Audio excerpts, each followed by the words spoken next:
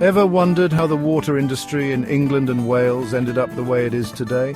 It's a story that goes back centuries, but there are two key dates that really shaped everything we see now: 1973 and 1989. Let's jump in. First up, 1973. Britain was facing big challenges. Rivers were getting polluted, cities were growing, and the old patchwork of water providers just wasn't cutting it anymore. So Parliament passed the Water Act. Overnight, hundreds of bodies merged into 10 powerful water authorities, each one based around a major river basin. Imagine it, everything from water supply to pollution control, land drainage to fishing, even recreation, all wrapped up together and managed at the catchment level. It was a technocratic move, driven by the belief that public ownership could deliver better coordination and tackle rising demand. But these new authorities didn't have free rein with the purse strings. They were publicly funded, meaning they had limited access to capital.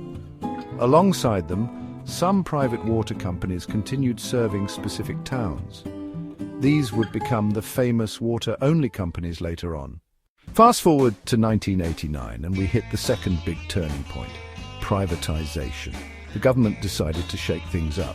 The 10 big authorities became privately owned water and sewerage companies, now able to raise money on capital markets. Regulation was split up. Ofwat looked after prices and service. The National Rivers Authority, now the Environment Agency, handled pollution and rivers, and the Drinking Water Inspectorate made sure our water stayed safe. So, why the change? It came down to three things: the need for massive investment to meet cleaner water standards, pressure from the European Union, and a faith that the private sector could deliver efficiency the public sector couldn't. Suddenly, profit was supposed to drive performance. The government stepped back and markets took the wheel. Today's structure, not so different from what was set up in 1989.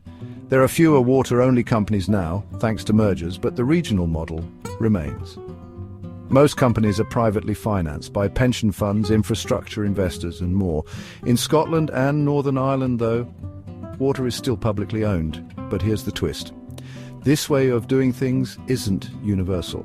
Around the world, many countries keep water public or use different models altogether.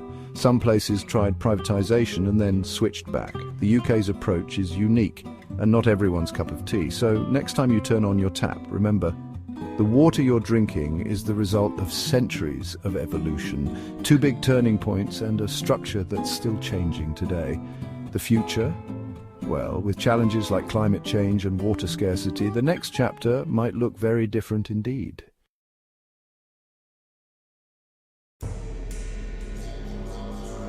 This month, Australian infrastructure giant Macquarie confirmed a further £550 million investment in Southern Water, adding to their majority stake acquired in 2021. But the crisis runs deeper. In July, Thames Water faced such severe financial difficulties that government rescue was considered. Rising inflation and interest rates have made debt increasingly expensive to service, particularly for companies with index-linked borrowing. When England's water utilities were privatised in 1989, they became unique entities. Regional monopolies based on river catchments, privatised without debt. Their services are essential to public health, with substantial environmental impact across their catchment areas. Both Thames and Southern Water have been fined repeatedly for sewage discharges into rivers and coastal waters. Environmental activists like Feargal Sharkey and Surfers Against Sewage have campaigned for cleaner waters as public outrage grows. Following the 2008 financial crisis, prolonged low interest rates made debt cheap to service. Water companies were effectively mortgaged.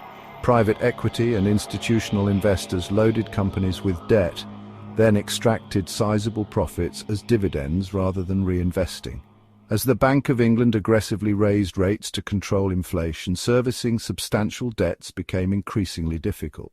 Meanwhile, companies failed to meet targets for reducing pipe leakage and sewage emissions despite paying record dividends. Ofwat, the industry regulator, is monitoring 4 other large water companies with significant debt burdens from private equity ownership.